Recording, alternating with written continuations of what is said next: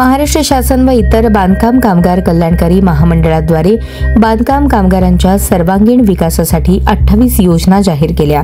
त्यामध्ये प्रामुख्याने मध्यान्ह भोजन योजना राबवण्यात आली। या योजनेद्वारे बांधकाम कामगारांची होणारी उपासमार टाळावी हा प्रमुख उद्देश शासनाचा व महाराष्ट्र शासनाचा होता। परंतु मध्यान्ह भोजन योजनेत इतका घोटाळा झाला की त्याचे विवरण केले तर महायुती सरकारच्या या योजनेद्वारे केवळ भ्रष्टाचार करण्याचाच उद्देश दिसून येतो। हे अत्यंत दुर्दैवी गंभीर प्रकरण असल्याने भ्रष्टाचार करावा तरी कसा व कुठे याचे भान देखील या महायुती सरकारला राहिलेले नाही, असा आरोप विष्णू कारंपुरी महाराज यांनी केला आहे। मध्यान्ह भोजन योजनेत खऱ्या बांधकाम कामगारांना मिळणारे भोजन हे अक्षरशः गाड्या भरून वाटावे लागले।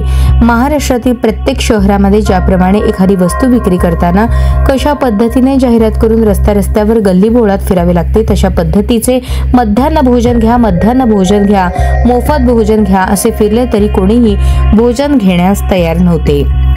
शेवटी उरलेले भोजन कचरा कुंडीत आणि खुल्या मैदानात टाकून दिले जात, इतकी भयानक परिस्थिती निर्माण झाली। त्याचबरोबर अनेक वस्त्या आणि झोपडपट्ट्यांमध्ये जाऊन भोजन वाटले, मर्जी नसताना देखील लोकांना भोजन दिले। अशा प्रकारे एका जिल्ह्यात सुमारे 50 ते 60 हजार बांधकाम कामगारांची नोंद झाली असून दररोज 1.5 ते 2 लाख लोकांना भोजन बनवण्याचा कागदोपत्री हिशोब दाखवला।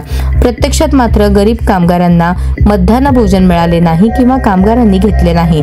अशा प्रकारे दररोज 2 लाख तर महिन्याला 60 लाख, वार्षिक 7 ते 8 कोटी लोकांचे मध्यान्ह भोजन दिल्याचे दाखवून त्या पैशांचा अपहार या महायुती सरकारने केला आहे। मध्यान्ह भोजन योजना अंमलात असताना गणेश मंडळाचे आणि सार्वजनिक मंडळाचे कार्यकर्ते आपल्या कार्यालयासमोर भोजन घेऊन बसत होते। अशी ही महाघोटाळा योजना राबवून आम्हा कामगारांचे कल्याण करत आहोत हे भासवण्याचा प्रयत्न केला। भ्रष्टाचार कुठे करावा, कशात करावा याचे देखील भान या सरकारला राहिलेले नाही। एकूणच महायुती सरकारच्या महाघोटाळा भाग 2 मध्ये किती भयानक व विचित्र योजनेत घोटाळा करत आहे हे आपल्या समोर ठेवण्याचा प्रयत्न करत आहोत। चला तर मग पाहूया भाग 3 मध्ये याचे पुढचे प्रकरण।